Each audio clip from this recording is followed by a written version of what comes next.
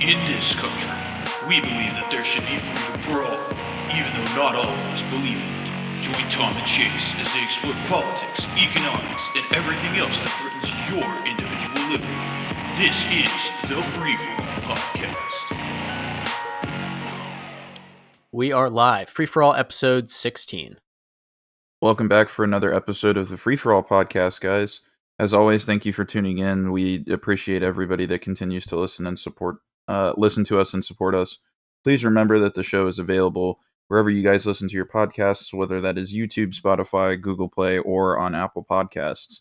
Also, remember to like and subscribe to the show, as well as our socials, to keep up to date with the latest on the show and what's been going on with us. We're on Instagram at Free For All Podcast and on Twitter at FFA Podcast 1776. All right, guys. So we apologize this week. We're a couple days late. Some things popped up. Some personal things popped up in our lives, and we couldn't really start recording till Sunday, but we'll try to get this out as soon as possible. But thank you, guys. So the big news this week was obviously the Derek Chauvin trial. I put that in the name of the video, but yeah, so this is one of those things where the George Floyd incident was obviously a huge, big deal last year. It sparked all the BLM protests and all that other stuff coming back and really coming center stage again. And they finally came out with the jury's decision on April 20th, actually, and they decided to convict Derek Chauvin for three things, and it was everything that they decided to put him on trial for. It was second-degree murder, third-degree murder, and second-degree manslaughter, I believe. I'm not a big legal expert or whatever, so I actually decided to go and read an article from Star Tribune. It's by Rochelle Olson, and she broke down the charges, and I'll give a link in the description. But I basically just wanted to go down the list of charges that I just described and talk about some of what Chauvin was charged with. So let's get to it. The first thing was second-degree murder. And basically what the article says is, for conviction of second-degree unintentional murder, the state's prosecutors must show beyond a reasonable doubt that Chauvin caused Floyd's death while assaulting him. This is the most serious charge and carries a presumed sentence in this case of 12 and a half years, according to state sentencing guidelines, and that's the state of Minnesota. However, prosecutors have said they plan to seek an aggravated sentence for Chauvin above the recommended guidelines because of the, quote, particular cruelty, end quote, shown to Floyd. What will not be an issue, though, is whether Chauvin intended to kill Floyd. None of the charges require prosecutors to prove the former officer was trying to kill him.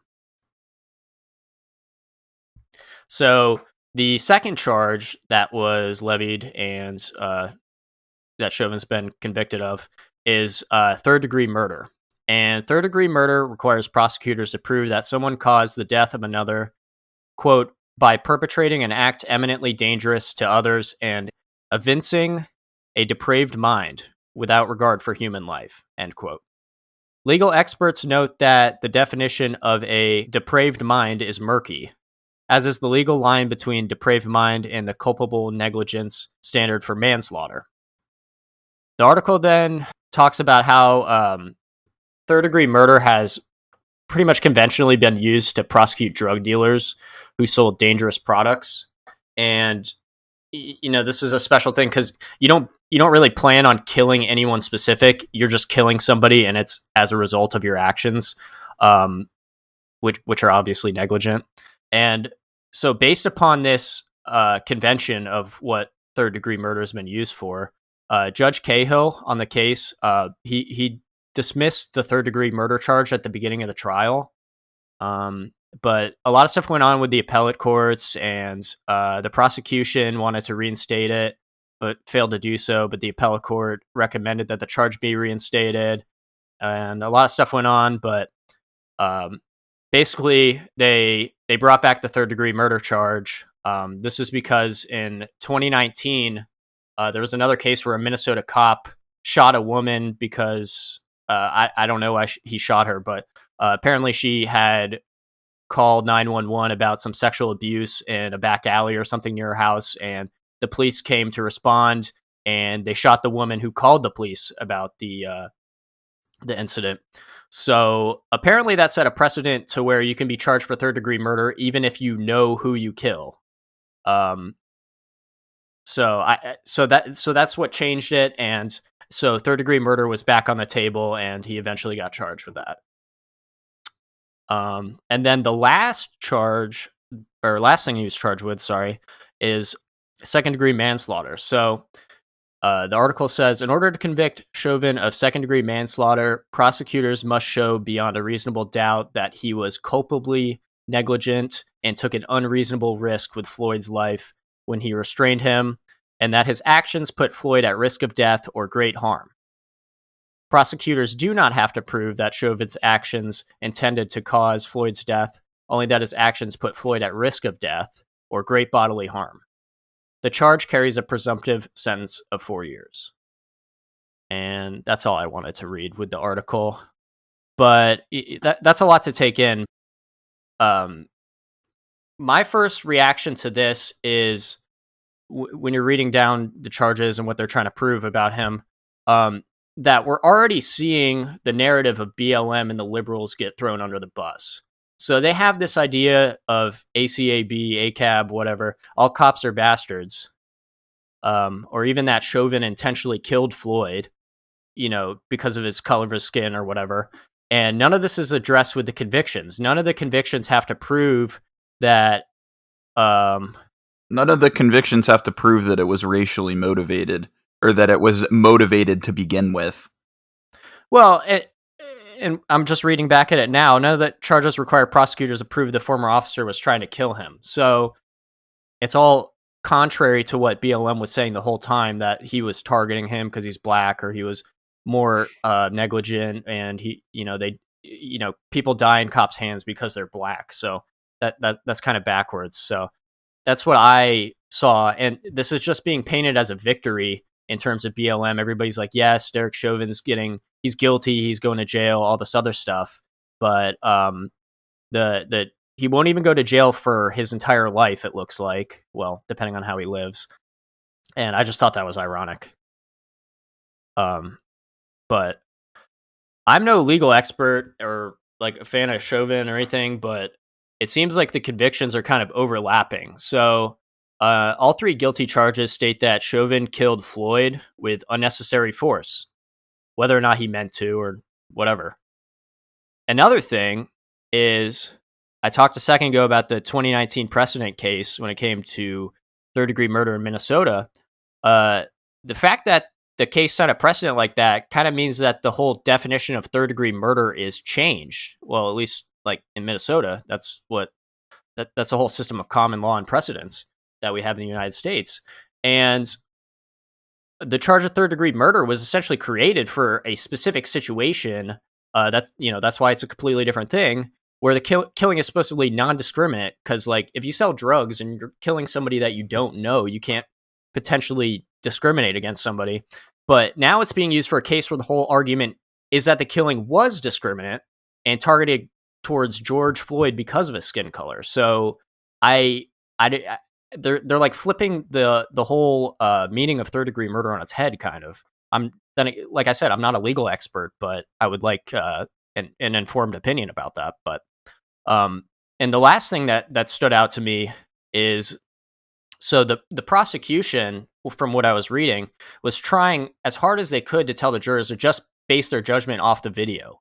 So that obviously disregards any other evidence like toxicology or autopsy that might be useful. And obviously that's tactical to win the case, and you're going to do what you can to win. That's the point of being a lawyer, but that just doesn't seem right. That doesn't seem like it's being objective and impartial. Well, yeah, and just personally speaking, I don't think this trial should have really happened in the same city where George Floyd was actually killed, especially with how high profile the case became, because there then becomes a breach sort of in the impartialness of the case to the defendant, obviously Derek Chauvin, in which the majority of the people on the jury were going to be heavily swayed by the threat of the general public if they didn't comply or reach the verdict that they wanted. It would sort of be like putting Hitler on trial had he not killed himself at Auschwitz, and having a jury of Jews be the ones who are deciding his fate. Like, his fate was decided well before the trial had even started. It was just a formality for the publicity. The trial was in no way impartial whatsoever, and even more to this point, they've since done interviews with alternate jurors in the trial who claimed that they didn't want any more rioting or looting of businesses to occur, and that they were afraid as to what would happen if they didn't reach a completely guilty verdict. Which makes us kind of wonder, because again, like I said, these are alternate jurors. It makes us wonder whether the other jurors who were the actual ones present during the trial shared the same sort of sentiment, or shared the same concerns as these alternate jurors did, because almost all the alternate jurors that they've interviewed had the same sort of opinion, that they were afraid of what the public backlash was going to be if they didn't reach a completely guilty verdict. Yeah, and even if you recuse yourself, it's almost like that person's probably still going to get backlash just because they recuse themselves. It's almost like when you don't post the black square on your Instagram, you're automatically racist. But you were saying, like, Chauvin's fate was already decided before the trial. So I guess he, like we've said, we live in Orlando. I guess he had a house. Yeah, he's got a house. Yeah, he's got a house. I'm trying to think. I want to say it's over in Summerport.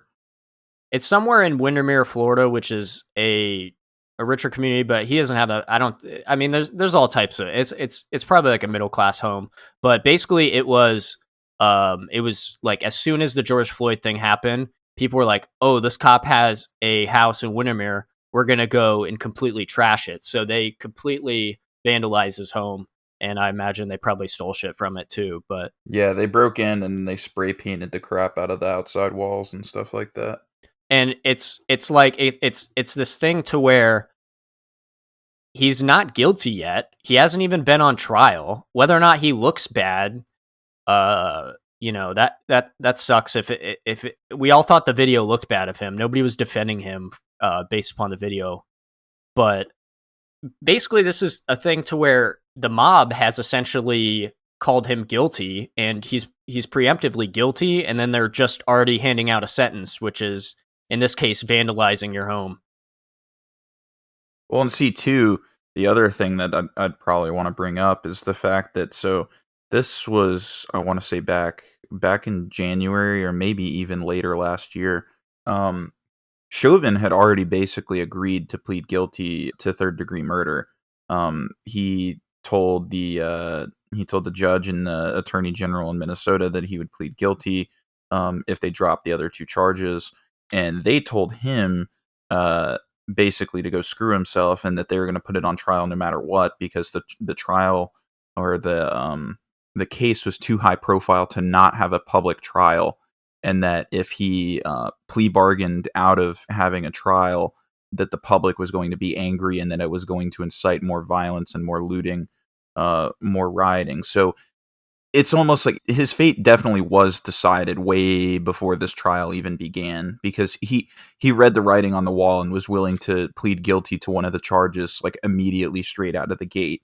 He knew he wasn't going to get off scot-free, and he wasn't going to be able to be a free man anymore. He knew he was going to serve time, but then it was then up to him to pick and choose which charges, if any, he wanted to plead guilty to avoid a trial. It's just the trial was never going to be avoided in the first place, because of how he's been turned into a poster boy for the Black Lives Matter movement. There's absolutely no way there wasn't going to be a public trial. Yeah, and I wonder how they think that making it a public trial is going to all of a sudden make it a more fair trial. If anything, and we'll explore this a little more here in a second, it makes it a less fair trial because you're bringing in all these outside influences and stuff. But that's interesting you say that he pled guilty to third-degree murder, because, like I was saying before, I didn't really know that, but like I was saying before, they tried to pull away the third-degree charge, and then they reinstated it. So maybe they pulled it away because he pled guilty to try to get I don't know. This is just kind of conspiratorial, but you guys can kind of connect the dots on that one. Well, and then what about Maxine Waters? Yeah, so that's what I wanted to get into. So all during this trial, or like right before the jury came to the decision, well, I don't know, sometime in the last few weeks, she was making the threat, getting up in a speech saying, "I hope we get a verdict that says guilty, guilty, guilty, and if we don't, we've got to stay on the street. We've got to get more active. We got to get more confrontational," which is obviously a call for violence, confrontation. Well, not obvious. It's call for just any sort of discourse. But um, the judge reacted to this, and he made a statement in the court about the claims of Waters, saying that, obviously this is terrible to do, and most likely will get the case thrown out. So, like I said about this being ass backwards. But this is with good reason, because in this circumstance, even if Chauvin's completely innocent, I'd be scared for my life. Like you were hinting out before, I'd be scared of my life to vote not guilty if I was a juror. But unfortunately, I think the precedent of politicians intimidating people, intimidating jurors, and making public statements like that is not really going to end, because she got what she wanted out of it. She got the conviction. At least initially, she got what she wanted out of it. If he gets the trial thrown out, or I don't know what else would happen, it's just going to be even more of a shit show. But the terrible thing in all this is that all of the jurors' names will eventually be released whenever the judge deems it safe to do so. So, like I said, there's no hiding from how you vote, especially when all these cases are really pumped up by the media and, on national TV every day, and then they're actively trying to egg on both sides. I don't know what they're going to do in the future with all these high-profile cases, with these national politicians stoking violence. Will it ever even be safe to release their names? Like in this case, obviously the case was guilty, but what about in the future jurors who decide to stand against what the politicians want? Do they deserve to have their names exposed, and to have all these angry mobs at their door and pretty much die? That's pretty much telling him you deserve to die, because you're going to have all these people that want to kill you. They're going to have all these people at your throat constantly, just because you voted one way in a jury decision. And who knows if that might affect your employment later on, or whatever. But, wouldn't a politician saying, making all these veiled threats against these jurors if they don't convict somebody, wouldn't that be almost like third-degree murder for the politician at that point? I don't know. See, Maxine Waters, she's got this problem. This really isn't her first time. Definitely not her first time making overt threats for political gains. See, in 2018, just a few years ago, people don't have a memory. She encouraged people to harass members of the Trump administration.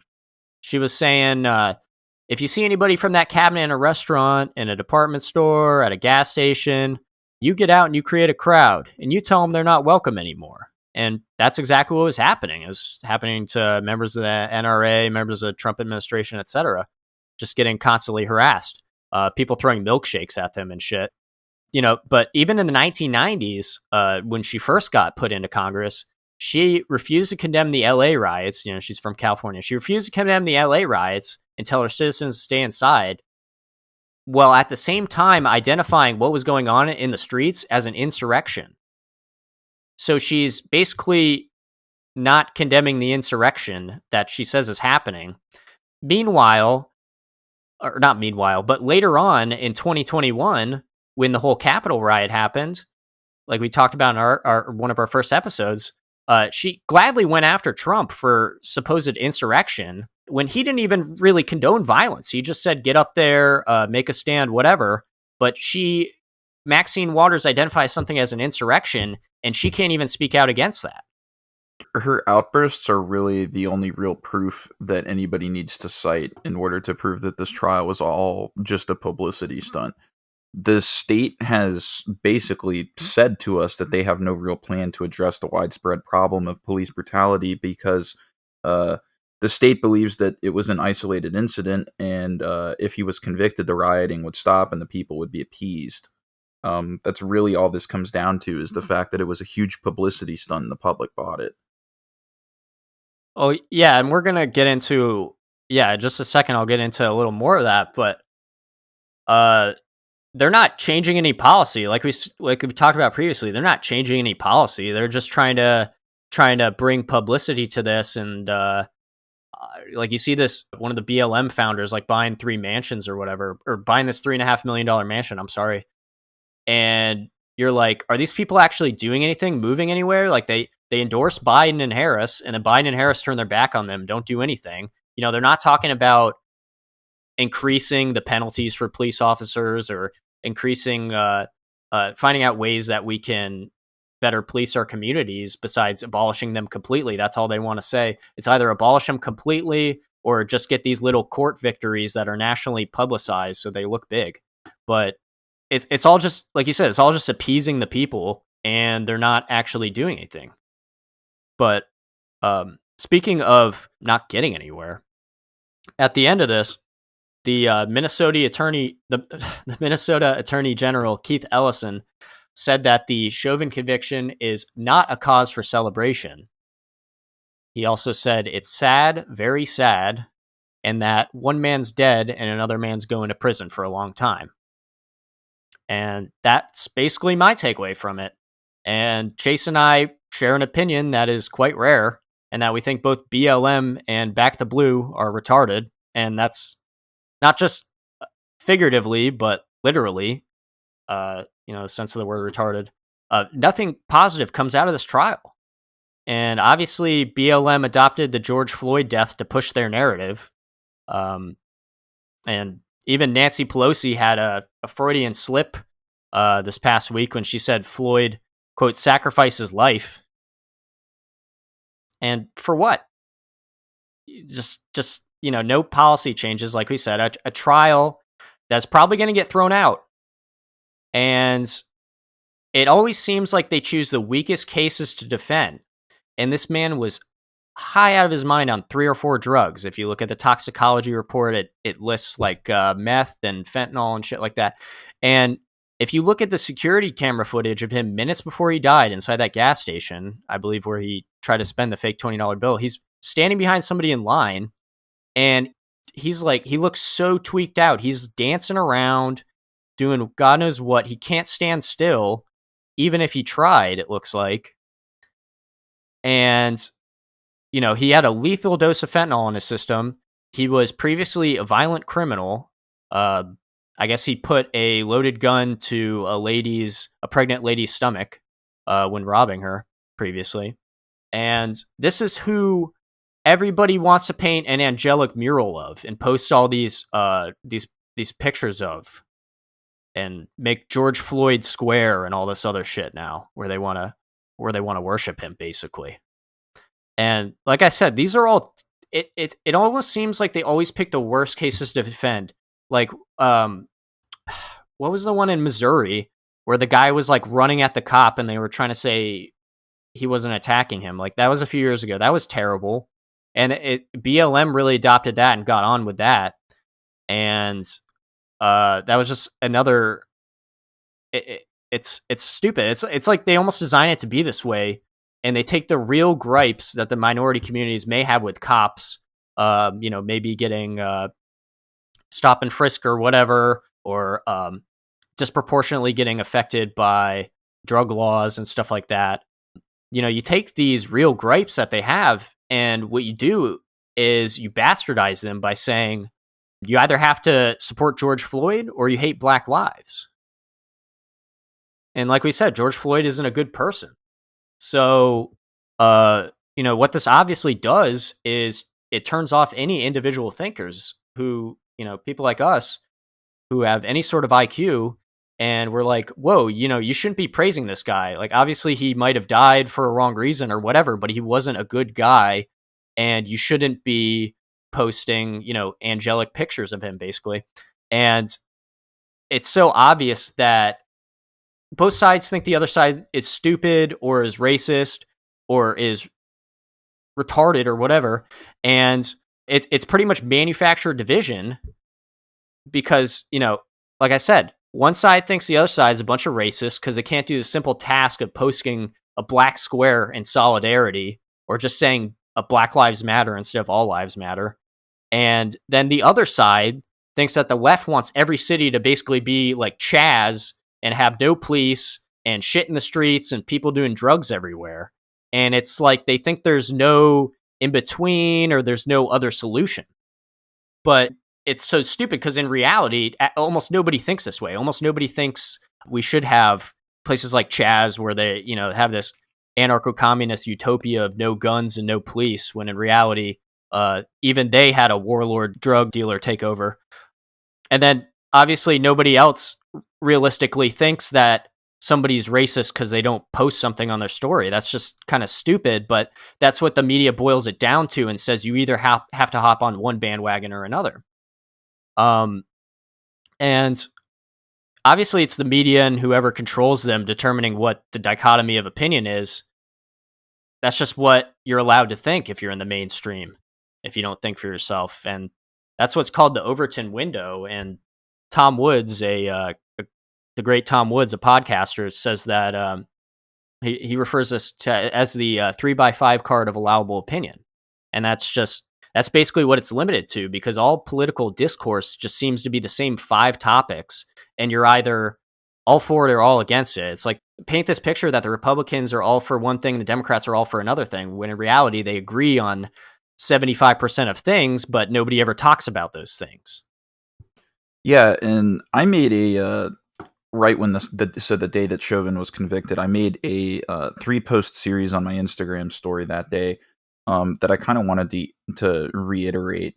I got a lot of positive feedback from it. A lot of people that were even celebrating the conviction told me that they hadn't thought about it the way that the way that I post a lot of these questions and facts. But basically, the first thing I wanted to reiterate is that the case shouldn't be celebrated for several reasons. Because one, the state pulled a publicity stunt, as I had mentioned before, and the general public fell for it. This entire trial was for publicity purposes. It wasn't to convict anybody, because he was convicted before he set foot in the courtroom. 2, BLM and most of these other people who were cheering believe that Chauvin will be getting the max sentence for each charge, when in reality, because it's his first and only criminal offense, he'll likely get 12 to 15 years total for everything. And then the state will quietly let him out on parole in 10 years when everybody's forgotten his name, like they do with everybody else, and they'll give him a new identity so that he can't be found.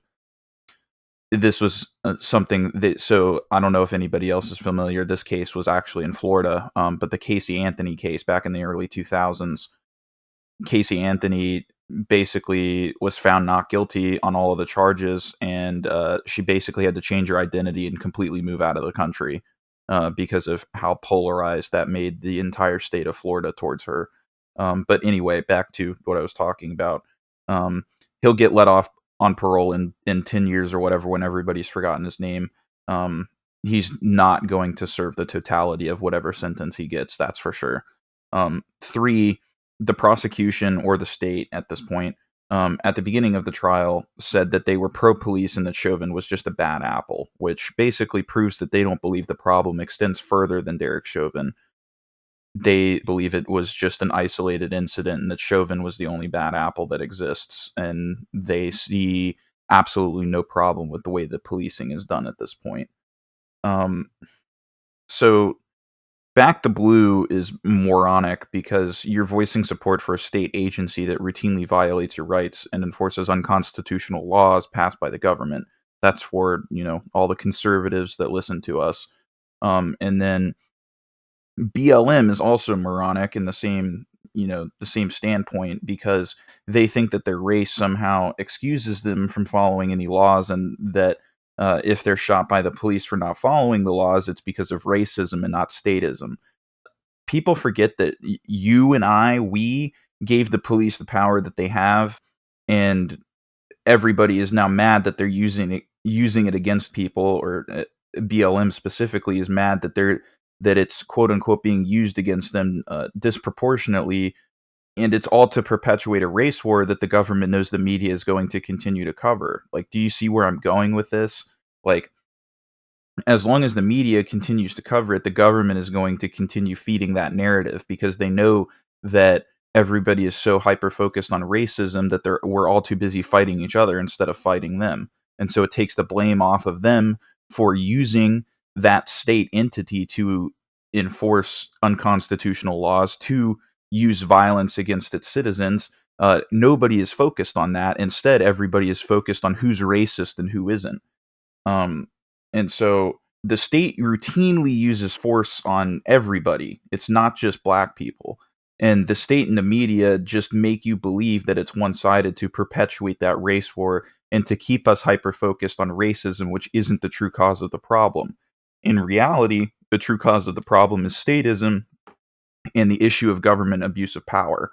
And that's where I think a lot of people misconstrue cases like this, is because they're correctly mad at the fact that this whole incident shouldn't have occurred, but they choose to place blame on the incorrect entities. Like I was talking to a couple of my other friends, and I was telling them, like, had all these BLM riots occurred last summer over the death of George Floyd, and had they correctly targeted state institutions with their anger, so, you know, like, if they had gone and looted or burned police stations or something like that, like, I probably wouldn't have liked it, but I definitely wouldn't have denounced it, because at that point you're taking out your anger on the correct entity. Um, where I drew the line was the fact that they started to drag innocent civilians, innocent businesses, and people into their anger or whatever, and that's who they were targeting. And that's where I draw the line, because those people had absolutely nothing to do with George Floyd's death. You are only correct and only justified if you're targeting the aggressors and the people that are wronging you.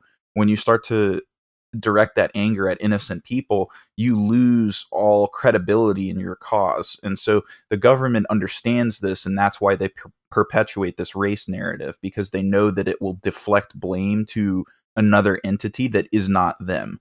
And when that happens, everybody is going to be too busy trying to loot a Target or burn down a Gucci store than to go and place blame on them and try to get the government to take accountability for what their own police forces and their this arm of the state that they have to enforce their laws. The government will not take responsibility for it, because they know that we're too busy doing other stuff and being mad at people that aren't them. Well, and you talk about they should be mad at the government, and the government in this circumstance in Minnesota, and then also the president and the vice president Kamala Harris, who let their opinion be known by calling the Floyd family. They're all Democrat. These people aren't angry at the right people. They're, by and large, these minorities are still going to vote. I'm not speaking about Hispanics. I'm speaking about African Americans are going to vote for Democrats, and nothing's going to change, because these Democrats are already in power, and people already elected Biden on the guise that he was going to do some of this stuff to help with the whole Floyd thing. And obviously, like I said, he called their family. He said, "Oh, they made the right decision whenever they convicted Floyd." But that's where it stops. It stops at You praising. mean convicted Chauvin? Yeah, convicted Chauvin. So that's where it stops. It stops at just saying things. It stops at just word of mouth. It's not actual action. It's all bark and no bite, really. With this fighting racism thing. And yeah, these Democrats aren't doing anything about police brutality, but that's all they want to talk about ever, and that's all their voters want to talk about. And it's like, why the hell are you voting for them? Yeah, and then we had obviously, I feel like everybody has seen the video by now, but the police involved shooting of Ma'Khia Bryant, the teenager. I can't remember what state this was in, but this younger black lady had a fairly large knife at the throat of, I guess supposedly it was one of her friends or whatever. She was angry at her, had this very, very large knife, and was yelling and screaming. And obviously this whole video is cop body camera footage, and you can see at one point that she has this knife pulled all the way back, like she's getting ready to stab this girl, and the cop shoots her 4 times and ends up killing her. And of course, resident basketball player and dumbass LeBron James tweets one word: accountability, in response to that incident. Or actually, it wasn't really even one word. He said, "You're next," hashtag accountability, with a photo of the cop that shot that girl. Jeez. And it's like, at that point, you're literally defending a would-be murderer. Like, you literally watched her cock back with that knife like she was about to stab this girl, and you're gonna tell me that the cop wasn't justified in doing what he did. Because like, I'm not going to sit here and defend police. I've discussed this many times. Like, I am of the belief that they are a state entity that is unconstitutional and enforces unconstitutional laws. However, I'm not above recognizing when use of force is necessary. And the fact that if he had not used force and he simply sat back and watched this girl go to town on the other girl with a knife and stab her repeatedly and potentially slit her throat and kill her, everybody would have been mad too, because the cop sat there and did absolutely nothing. So it's like, at that point, what do you want him to do? Do you want him to kick back and watch the other girl murder the girl? Or would you like him to take action and potentially save one of their lives? Because that's exactly what he did. He saved this other girl from being stabbed, and I'm sure she's pretty grateful that she wasn't stabbed to death. But these are the kinds of tweets that we see from celebrities and morons that feel the need to put their 2 cents in on everything, when in reality they're completely uneducated and know absolutely nothing. It just shows their ignorance and their willingness to perpetuate this race narrative that shouldn't exist in the first place.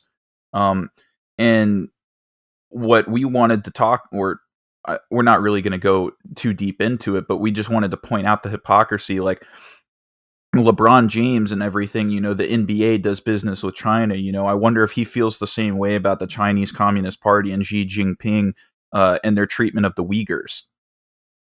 Yeah, and how they basically have them in concentration camps and slavery right now. It's yeah, insane. it doesn't seem to bother LeBron James or the NBA that the CCP is enslaving the entire But we're the ones race who of think people. that people's lives don't matter, I guess, when we got rid of slavery 160 years ago or whatever. But so what all the leftists are saying, I don't know if this is true or not. Like, you were saying that the girl with the knife was trying to murder. What they were saying is, like, the girl with the knife called 911, and then she was defending herself, and she was like getting jumped by multiple people, and then she was about to stab somebody in defense, and then the police showed up and shot her. Well, I mean, even if that's true, like you said, the cop's going to come under flack whether he shoots the girl or he doesn't shoot the girl, because in that situation somebody's probably going to die, because these are all 13-year-olds or like 16-year-olds or whatever, and they're all hot-headed, and who knows when the cop's going to show up. Like, we've talked about the average response time of police, and it's like 8 minutes or whatever. But it's just a case where you can't do right by them. All right, so just a little bonus segment that we want to add in at the end. We talked a little bit about Project Veritas on previous videos. I know last week we had our immigration episode, and they were some of the people that broke that story and reported on all the people in the space blankets being crammed in these facilities. And their CEO and founder, whose name is James O'Keefe, he just got banned from Twitter. And this comes at an interesting time, because recently Project Veritas had been recording internal CNN conference calls, and then they released those. Basically, they had a leaker inside the organization that invited them into these calls, and they listened in as CNN directors were describing how they want to report on news that's mostly from liberal outlets, and ignore all the stuff that's coming out of right-wing publications. So they were saying papers like the New York Post are full of right-wing conspiracies and all this stuff, and that they would not cover anything from them. So just ignore that, and we're going to focus on Washington Post or whatever Bezos wants us to report on. So that was one thing that they posted a few weeks ago or a few months ago. But most recently, Project Veritas posted an undercover video. This one lady went and she was having drinks with this guy who's CNN's head of communications. His name's Charlie Chester, and she got him to admit some very telling things while being filmed by a hidden camera. So I wanted to play some of the audio from the Instagram post from Project Veritas that has a mashup of Charlie Chester quotes, and the link will also be in the description for you guys. So we'll listen to that together right now. What actually happens when a network cares more about ratings than the truth? It seems that CNN has resorted to other means in order to keep you watching. COVID, gangbusters with ratings, right? Gangbusters with ratings, right? Which is why we constantly have the death toll on the side. Let's make it higher. Like, why isn't it high enough? Today, like, it would make our point better if it was higher. It's fear.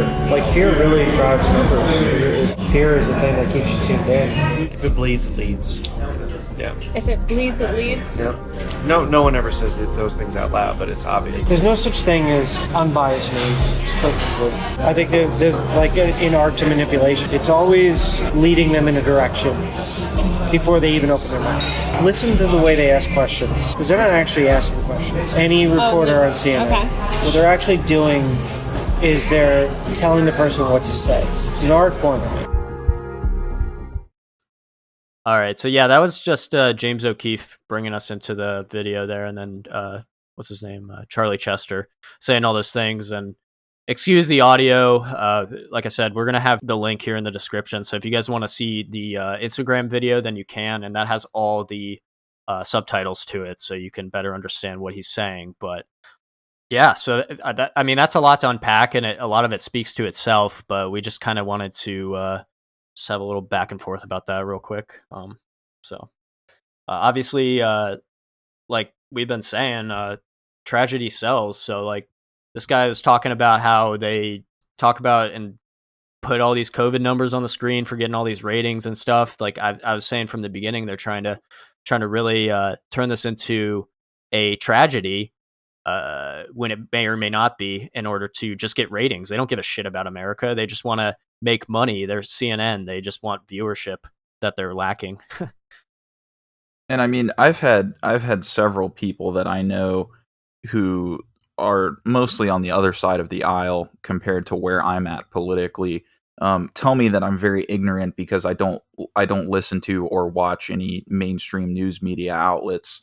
And this is just further proof of the point that I continually try and make to these people, is that the entire reason that I avoid these mainstream news media outlets is because they're all manipulative. Like Charlie Chester is saying, the end goal for all these news media outlets is to manipulate people's perspective and their thinking to a point where they're no longer thinking for themselves, but these news media outlets are doing the quote unquote thinking for them, and they're leading them down a path of understanding in which these people don't even know how they've arrived at the conclusion that they're at, because they were told to arrive at that conclusion, and they have no recollection of how they got there, because the news media tells them they don't need to know how they got there. You just need to know that you believe this. And that's how all these mainstream news media outlets are, is because their end goal is just to manipulate people to get them to the conclusion that they want.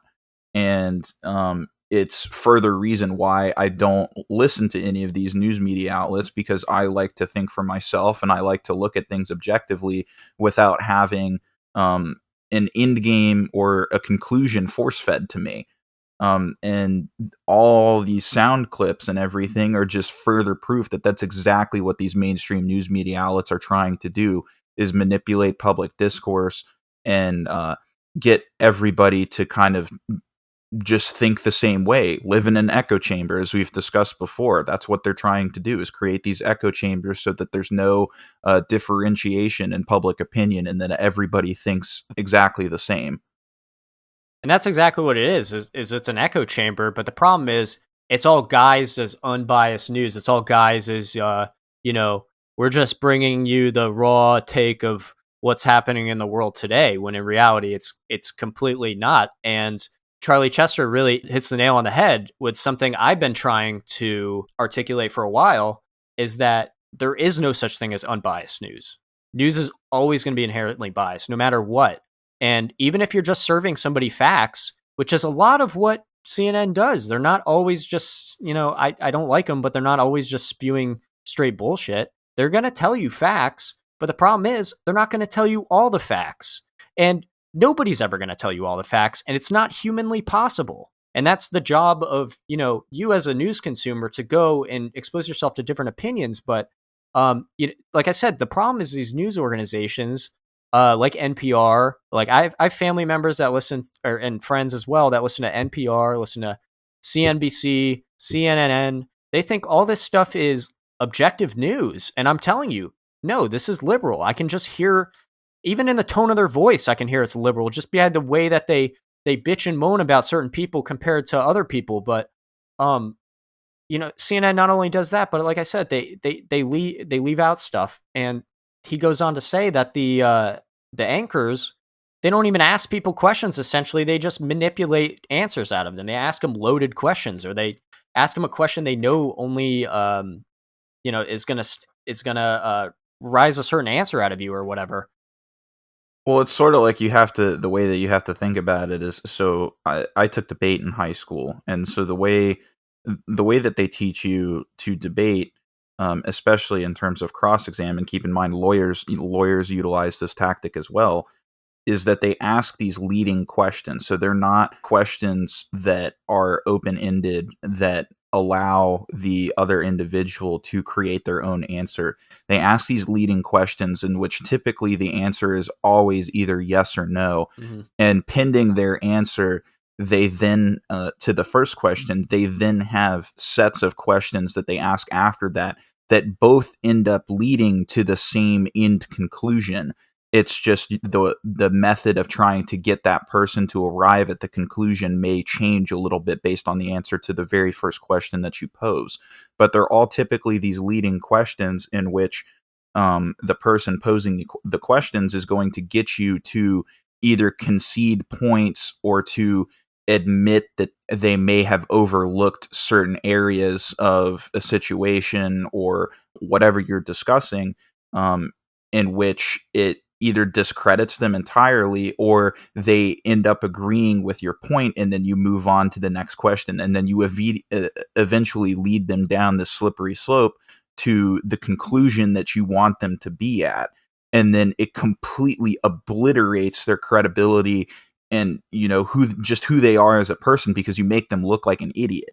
That's the whole point of cross-examination in trials as well as in debate, is to make your opponent look like an idiot that doesn't know what they're talking about, and eventually get them to arrive at the same conclusion you have about whatever topic that you're discussing.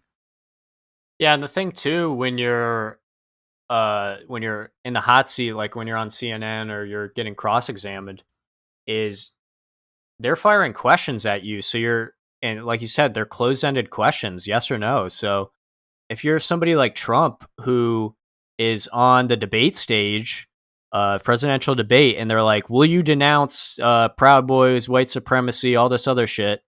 And it's just like, obviously yes, but should he feel that, like, if he says no, he looks bad, and if he says yes, he's admitting defeat and admitting that he was racist before. So they don't leave him space to say no because blah blah blah blah blah, this is bullshit, all this other shit. And likewise, CNN will do the same thing. So they'll just keep grilling you and trying to get the next answer out of you and cutting you off. And by the way, they highly cut up their clips. At the end of the day, they're the people that are editing and putting out the video, and they're almost always framing the video to look like something different if you get the unedited clip of it. I remember I used to listen to Alex Jones, but yeah, that was a phase. But I remember when Megyn Kelly was, I don't know if she got kicked off Fox News, or she moved away from Fox News. This is all during like the Trump controversy, bleeding from her hoo-ha, whatever. I forget, I think it was CNN or MSNBC, one of those networks took her in, and she wanted to interview Alex Jones. He recorded the phone call where she talked to him asking for the interview. He was like, "Are you gonna cut up the film? Like, are you gonna edit this? Are you gonna try to make me look bad?" She was like, "No."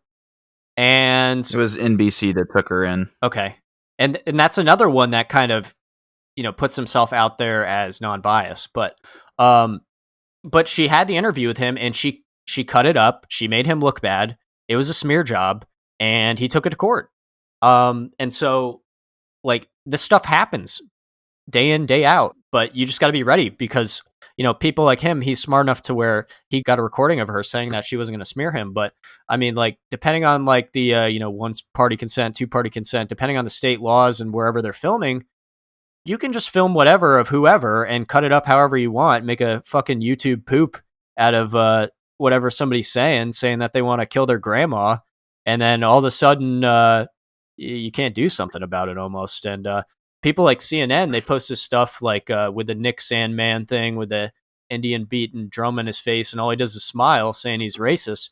They just post all these, like I said, little facts out of context. They don't give you the whole picture, and they do this thing that's a straight smear job, and then they never go back and retract these things. Or if they do, it's very quiet, it's very under the covers or whatever, and all the emotions have already been had. Everybody already hates these people. Like I said, Chauvin's house was already pretty much destroyed before he even went to trial, before he was probably even put in his it was destroyed. Cell. It was destroyed 3 days after the incident occurred.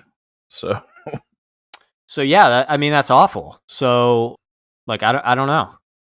Yeah, the only thing that I'm going to end with here is the fact that journalism is called an art form for a reason. It's not because it's honest. It's not because it's truthful. It's called an art form because it's the art of deception. It's the art of deceiving people and getting them to believe whatever you want them to believe based on how you frame a specific incident or whatever it is you want to talk about. It's an art form because you're deceiving people, because you're misleading them to a conclusion that you ultimately want them to reach. So it's definitely an art form, but it's not an art form that you should be appreciative of at this point. It's an art form used to deceive and lie to people, and that's all it's there for at this point. It seems like it. But who knows? We're only going to have to counter it with more journalism. Can't have the state come in and regulate it or tell us what's good and bad, because they're just going to tell us whatever they think is right. You just basically have to hope that there are enough journalists around who are still good and honest and want to actually report the truth to everybody, and hope that that's what you're reading and you're not reading a bunch of BS. Yeah. But I think that's going to do it for us this week, guys. We appreciate you tuning into the episode again. And yeah, peace, be easy. Have a good weekend. Thank you guys for listening. Have a great week, and peace. Thanks for listening. We hope you enjoyed this episode of the Free For All podcast. You can find us wherever you listen to your podcasts. Make sure to follow and subscribe to the show and connect with us on Instagram to keep up to date with all the latest content. Peace.